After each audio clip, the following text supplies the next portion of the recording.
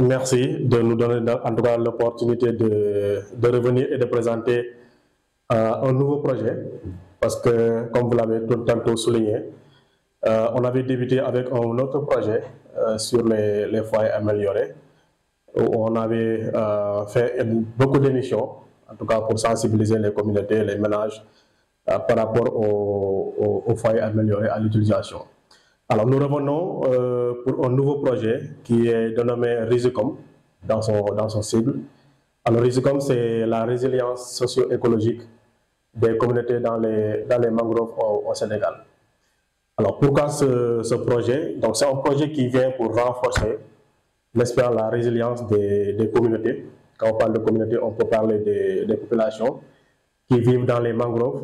On sait ou bien les bénéfices socio-économiques, n'est-ce pas, que les mangroves ont sur la vie des populations, des ménages. On va y revenir.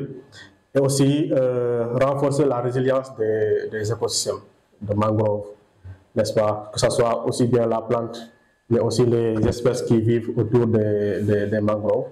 Donc le projet vient pour essayer de développer, de restaurer, de protéger toutes ces espèces, toutes ces personnes, toutes ces populations qui vivent autour de ces mangroves. Alors c'est un projet qui vise en tout cas comme je l'ai dit, à renforcer la résilience à travers deux volets, n'est-ce pas? Le premier volet, c'est la diffusion de foyers améliorés. Parce que là, on a identifié 7 groupements de femmes au niveau de l'AMP au foyer Al-Kassabandial. Et ces groupements de femmes, on les a positionnés comme des revendeurs, n'est-ce pas, de foyers améliorés. En tout cas, ceux qui vont permettre aux ménages qui sont dans l'aire marine protégée de disposer d'avoir des fourneaux jambar pour un peu limiter la coupe de bois au niveau des mangroves.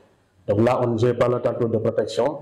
On ne peut pas empêcher les gens d'aller couper du bois sans pour autant les donner quelques alternatives. C'est pour cela, dans cette sensibilisation, on a jugé nécessaire, n'est-ce pas, d'identifier des groupements de femmes, n'est-ce pas, de les positionner comme des diffuseurs de foyers améliorés à travers le commerce de foyers améliorés, n'est-ce pas, qui permettent à leur niveau de générer des bénéfices, n'est-ce pas, qu'ils puissent aussi non seulement être dans la filière foyer amélioré, mais aussi pouvoir développer d'autres activités, n'est-ce pas, génératrices de revenus. Alors ça, c'est le volet diffusion de foyer amélioré. Il y a aussi l'autre volet qui est le volet reboisement. Comme je l'ai dit, il y a aussi la restauration de la mangrove. Donc à travers cette restauration, on a une activité de reboisement, n'est-ce pas?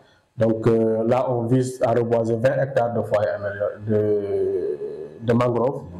Donc c'est ce qu'on a fait au mois de août.